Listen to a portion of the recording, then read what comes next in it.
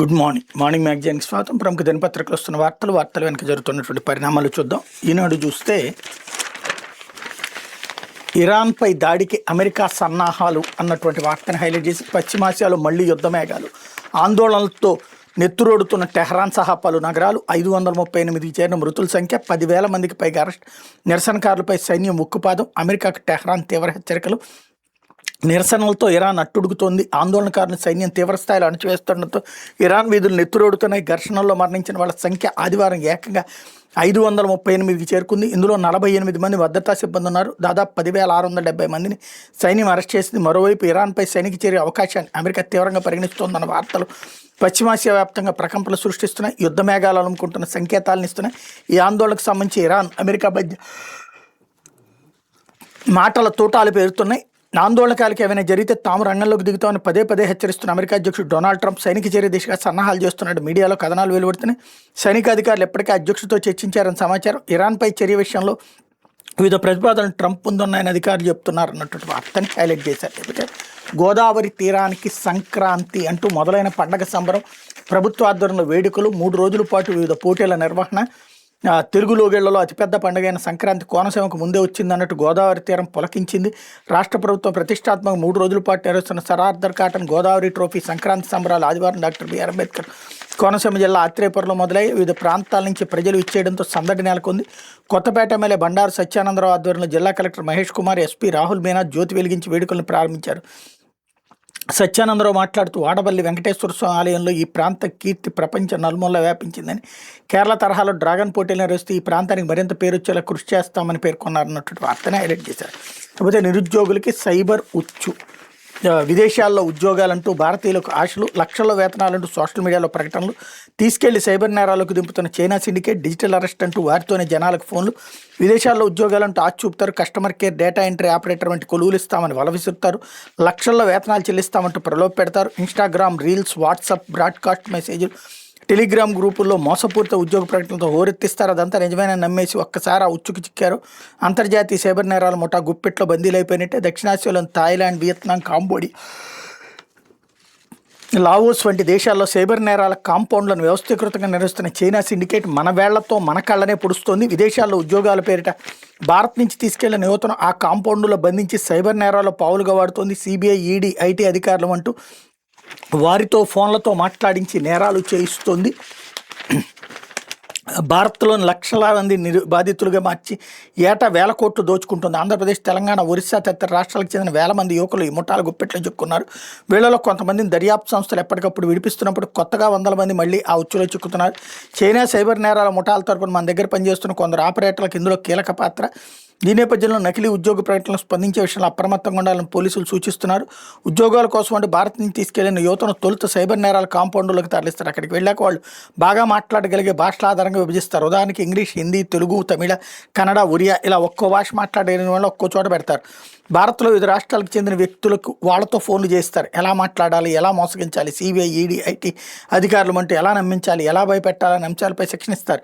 ఏం మాట్లాడాలో స్క్రిప్ట్ అందిస్తారు. వారితో డిజిటల్ అరెస్టులు, నకిలీ పెట్టుబడి మోసాలు, honey trap, bank account take over, నకిలీ కొరియర్ మోసాలు వంటి నేరాలు చేస్తున్నారన్నట్టు వార్తని హైలైట్ చేశారు. లేకపోతే విపత్తుల నుంచి రక్షణకి great green wall of AP ప్రాజెక్టుకు శ్రీకారం చుట్టిన అటవీశాఖ, తీరం అంతటా 5 కిలోమీటర్ల వెడల్పుతో పర్యావరణ కారిడార్, ప్రకృతి విపత్తుల నుంచి తీర ప్రాంతాన్ని రక్షించడం, వాటి వల్ల కలిగే నష్టాన్ని తగ్గించడమే ప్రధాన లక్ష్యంగా రాష్ట్ర అటవీశాఖ great green wall of Andhra Pradesh మహాహరిత కుడ్యం ప్రాజెక్టును శ్రీకారం చుట్టిన. అందులో భాగంగా రాష్ట్రంలోని మొత్తం తీర ప్రాంతం 5 కిలోమీటర్ల వెడల్పుతో పర్యావరణ కారిడార్ ఏర్పాటు చేయబోతున్నారన్నటువంటి వార్తను హైలైట్ చేశారు. రాష్ట్రంలో తీర ప్రాంతానికి 5 కిలోమీటర్ల పరిధిలో నివసిస్తున్న ప్రజలు 33 లక్షల మంది. కోత గురవుతున్న తీర ప్రాంతం 32% మేర సముద్ర మట్టాల పెరుగుదల వల్ల ఎదుర్కొంటున్నది 282 గ్రామాలు. 10 లక్షల మందికి పైగా ప్రజల ఆవాసాలు కోల్పోయే ప్రమాదం. రాష్ట్రంలో గత 30 ఏళ్లలో ప్రకృతి విపత్తుల కారణంగా వాటిలో ఆర్థిక నష్టం 2,25,000 కోట్లు అన్నటువంటి హైలైట్ చేశారు. ఇకపోతే ఆ శక్తులు ఎప్పటికీ ఉన్నాయి, అవే సోమనాథ్ చరిత్రను తుడిచేయాలని చూశాయి. బానిస మనస్కులు ఆలయ ప్రాముఖ్యాన్ని విస్మరించారు. సోమనాథ్ స్వాభిమాన్ పర్వలో ప్రధాని మోడీ స్పీచ్ని హైలైట్ చేశారు. లేకపోతే చూసుకుని ఊరెళ్ళండి అంటూ సంక్రాంతి పండగ కదా ఊరెళ్ళి తీరాల్సిందే, కాకపోతే తిరిగి వచ్చాక ఇంటి తలుపు తెరిస్తే అంతా గజిబిజి, చిన్న తప్పిదాలు పెద్ద ప్రమాదాలకు కారణమవుతాయి కూడా, ఆ పరిస్థితి రాకూడదని కొన్ని జాగ్రత్తలు పాటించినట్టు సోషల్ మీడియాలో అప్లోడ్ చేస్తున్నాం. ఎక్కడికి వెళ్ళినా ఇంట్లో ఎవరు లేరని సంకేతం బయటకి ఇస్తున్నారు లాంటి కొన్ని సలహాలు ఇచ్చారనమాట. ఇకపోతే అయ్యారే మత్స్యారే అంటూ చేపల చర్మంతోని ఉత్పత్తులు, మంగళూరు కళాశాల పరిశోధన. వివిధ జంతువుల చర్మాలతో తయారయ్యే ఉత్పత్తులకు దేశ విదేశీ మార్కెట్లో మంచి డిమాండ్ ఉంది. కాలుష్య నియంత్రణ మండలి CLE లెదర్ ఎక్స్పోర్ట్ కౌన్సిల్ నిబంధనల ప్రకారం ప్రస్తుతం ఆవులు, గొర్రెలు, ఒంటెలు, మొసళ్ళ చర్మాలతో మాత్రమే పలు ఉత్పత్తులు తయారు చేస్తున్నారు. ఇకపై చేపల చర్మంతో తయారు చేయొచ్చని కర్ణాటకలోని మంగళూరు కాలేజ్ ఆఫ్ ఫిషరీస్ అనుబంధ ఫిష్ ప్రాసెసింగ్ టెక్నాలజీ విభాగం నిరూపించింది. విభాగాధిపతి డాక్టర్ బి మంజునాయక్ నేతృత్వంలోని శాస్త్రవేత్తల బృందం 5 ఏళ్లుగా భారతీయ మత్స్యజాతుల్లో 15 రకాల చేపల చర్మాలు వాణిజ్యోత్పత్తులకు అనువుగా ఉన్నాయని తెలిపింది. ఇందుకోసం ప్యూరిఫైయర్ అనలిటికల్ ఆటోమేషన్ సాంకేతికత ద్వారా విశ్లేషించింది. వీరి అధ్యయనం బెర్లిన్, లండన్, న్యూయార్క్ నుండి ప్రచురితమై స్ప్రింగర్ నేచర్ జర్నల్లో valorization of Malabar grouper fish skin into quality leather పేరిట ప్రచురితమైంది అన్నటువంటిది హైలైట్ చేశారు. అయితే కాలుష్యంపై కట్టి 25 ఏళ్ల పరిశోధన, 71 ఏళ్ల వయసులో పేటెంట్ సాధన, వాహనాల్లో పొగను తగ్గించే పరికరం తయారీ. విశ్రాంతి ఇంజనీర్ రామారావు స్ఫూర్తి. విశాఖ చెందిన మార్గాన్ రామారావు 71 ఏళ్ల వయసులో స్ఫూర్తిని పెంచారు. వాహనాల నుంచి వెలువడే వాయు కాలుష్య నియంత్రణకు ప్రత్యేక పరికరం రూపొందించి అబ్బురపరిచారు. దీని తయారీకి 25 ఏళ్ల పాటు వ్యయ ప్రయాసాలు కోర్చి శ్రమించిన ఆయన పేటెంట్ మేధో హక్కులు రక్కించుకున్నారు. పరికరాన్ని కార్లు మినహా మిగిలిన వాహనాలు అమర్చితే కాలుష్య తీవ్రతను సగానికి పైగా తగ్గించని చెప్తున్నారు అన్నటువంటి వార్తని హైలైట్ చేశారు. లేకపోతే సాక్షి చూస్తే లిక్కర్ సిండికేట్కి సంక్రాంతి కిక్కు అన్నటువంటి వార్తని హైలైట్ చేశారు. జీవో రాకముందే మద్యం ధరల పెంపు, జోరుగా సాగుతున్న మద్యం సిండికేట్ దందా, 3 రోజులుగా 15 కోట్ల దోపిడీ. కూటమి ప్రజాప్రతినిధులకు ప్రత్యేక మామూలు, జీవో వచ్చాక కూడా దోపిడీ కొనసాగేలా సిండికేట్స్కి చేష్టలు ఉడికి చూస్తున్న ఎక్సైజ్ శాఖ అన్నటువంటి వార్తని హైలైట్ చేశారు. ప్రభుత్వ జీవోతో మాకేం సంబంధం లేదు, ప్రభుత్వమే మాది, మా దోపిడీని ఆపేది ఎవర్రా అన్నట్టుంది రాష్ట్రంలో టీడీపీ మద్యం సిండికేట్ బరితెగింపు. మద్యం ధరల పెంపుపై ప్రభుత్వ అధికారిక ఉత్తర్వులు విడుదల కాకముందే రాష్ట్రంలో మద్యం ధరలు పెంచేసి 3 రోజులుగా అనధికారికంగా దోపిడీకి దిగబడుతున్నారు.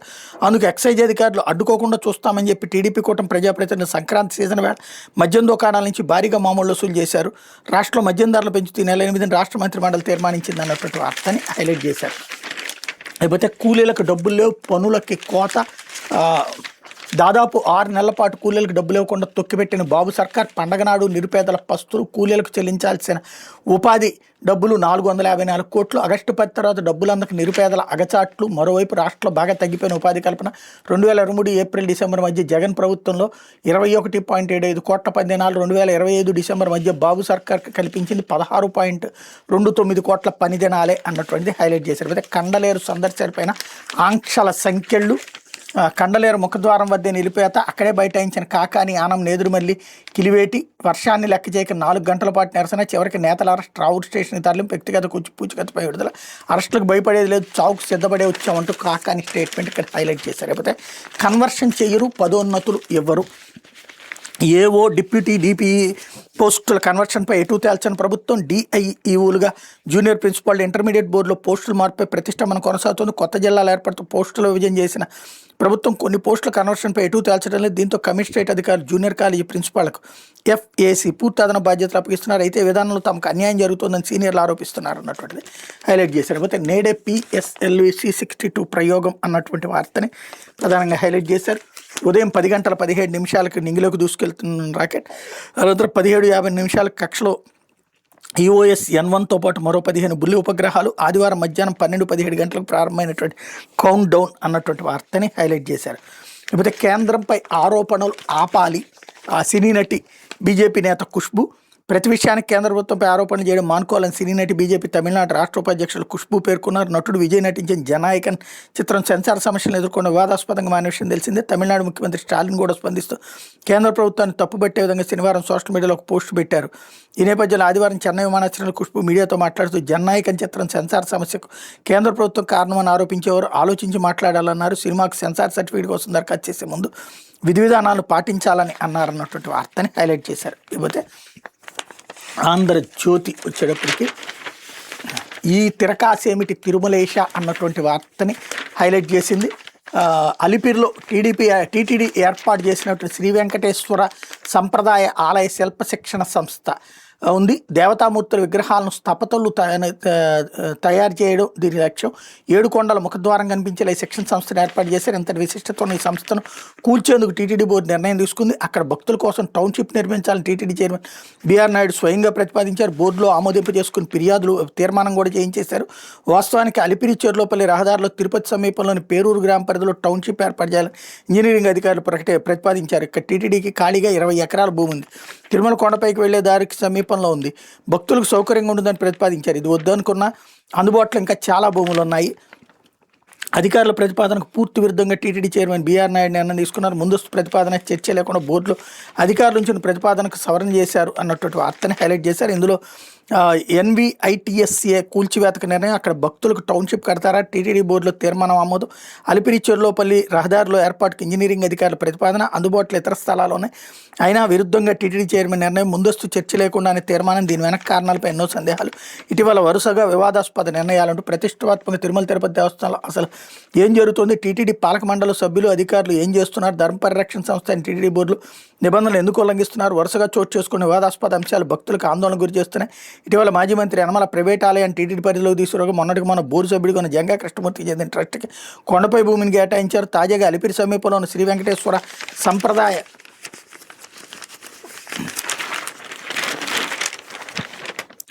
ఆలయ శిల్ప శిక్షణ సంస్థ కూలదోసి అక్కడ భక్తుల కోసం టౌన్షిప్ కట్టాలను బోర్డులో ఆమోదించారు. వాస్తవానికి తిరుమలకు వచ్చే భక్తుల రద్దీని దృష్టిలో ఉంచుకుని వారి వసతి కోసం అన్ని రకాల అధ్యయనాలు పరిశీలనలు చేసి అలిపిరి చెర్లోపల్లి మార్గంలో టీటీడీ స్థలం 20 ఎకరాల్లో టౌన్షిప్ కట్టాలని ఇంజనీరింగ్ అధికారులు ప్రతిపాదించారు. అయితే టీటీడీ చైర్మన్ బీఆర్ నాయుడు ప్రతిపాదన మార్చేశారని చెప్తున్నారు. ముందస్తుగా ఎలాంటి చర్చ ప్రతిపాదన లేకుండా బోర్డు సమావేశాలు అప్పటికప్పుడు ఈ ప్రతిపాదనకు సవరణ చేశారు. అధికారులు వ్యతిరేకించిన SVITSA కాలేజీని కోల్దోసి అక్కడ టౌన్షిప్ కట్టాలని సవరణ ప్రతిపాదన ఆమోదించినట్టుగా ఏకంగా తీర్మానం చేశారు. అధికారులు ప్రతిపాదించడానికి పూర్తి విరుద్ధంగా వాళ్ళు వద్దన్న చైర్మన్ ప్రతిపాదన చేయడం, దాన్ని ఆమోదిస్తూ బోర్డులో తీర్మానం చేయడం జరిగిపోయాయి. చైర్మన్ అనూహ్య చర్య, ఈ నిర్ణయం వెనక ఉన్న కారణాలపైన అనుమానాలు వ్యక్తమవుతున్నాయి. అయితే ఈ అంశంపై చర్చ జరిగినట్టుగా తాము గుర్తు లేదని పలువురు సభ్యులు చెబుతున్నారు. ఇటు అధికారులు అటు బోర్డు సభ్యులకు పూర్తి సమాచారం అందించకుండా హడావిడిగా నిర్ణయం తీసుకోవడానికి ప్రత్యేక కారణాలు ఏమిటో ఇది తీర్మాన సారాంశం ఒకటి హైలైట్ చేశారు. అట్లాగే అక్కడే ఎందుకంటూ పేరూరులో ఖాళీగా ఉన్న స్థలం తిరుమల కొండకు వెళ్లే దారికి సమీపంలో ఉంది. అక్కడ సత్రాలు నిర్మిస్తే భక్తులకు సౌకర్యవంతంగా ఉంటుందని నిర్ధారణకు వచ్చింది. ఈ ప్రతిపాదన ఎందుకని దానిపై ఇంజనీరింగ్ విభాగం స్పష్టంగా వివరించింది, కానీ దీన్ని బోర్డు చైర్మన్ కాదన్నారని తెలుస్తోంది.